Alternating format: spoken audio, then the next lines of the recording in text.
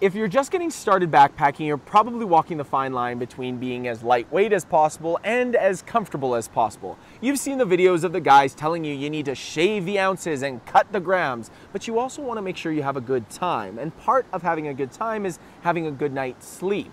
And there's a lot that goes into that, but one thing you need is a good pillow. In this video, I'm going to talk about the pillow I recommend for beginners and why.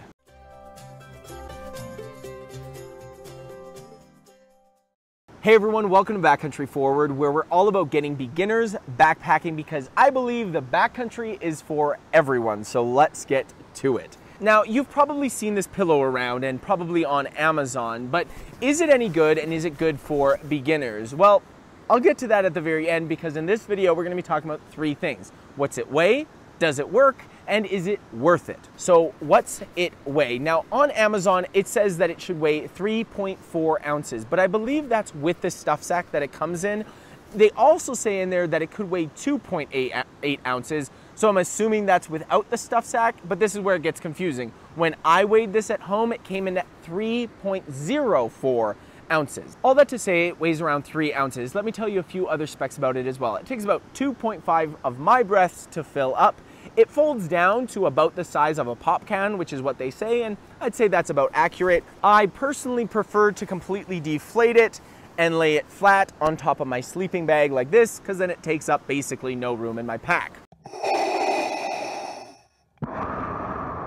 Unlike a lot of the cheap pillows that you see out there, it has a really soft fabric on the head side. This cool kind of design too, but whatever. And then on the back side, it has all these little rubber beads that are supposed to kind of hold it in place, and we'll get to that in a second. So overall, those are its specs. Let's talk about, does it work? Well, yes, you can inflate it, and you can put your head on it, and you can sleep.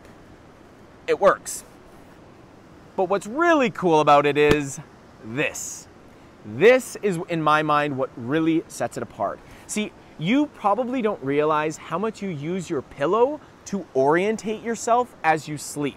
When I first got started, I would wake up in the middle of the night with my head on the ground, my back on my pillow, and the lower torso on the sleeping pad because my pillow kept getting pushed up off my sleeping pad. And it was such a hassle. I actually went out and made a pillow holder for my pillows before I went out and bought this pillow. That's what this is for.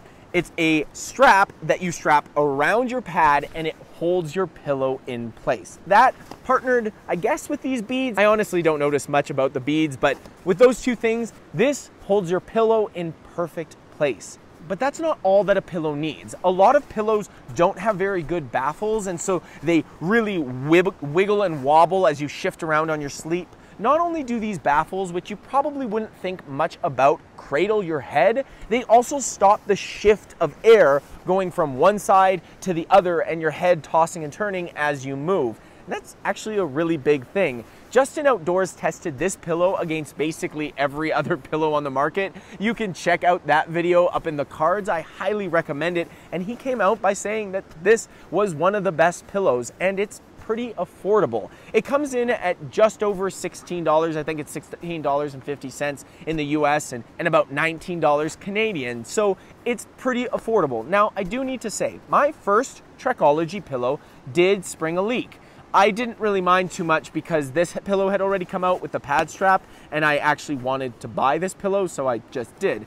I do know of one other person who also had a leak in their pillow, but they reached out to Trekology and Trekology was really understanding and sent them a brand new pillow. So for me, that's good customer service. So let's get to it. Is it worth it? Now, I know that there's a lot of different options you could use for a pillow and a lot more ultralight ones. You could use your clothes, use your pillow, you could use your backpack. Yes, absolutely. But there's nothing quite like having a specifically designed piece of equipment that's designed to give you a good night's sleep.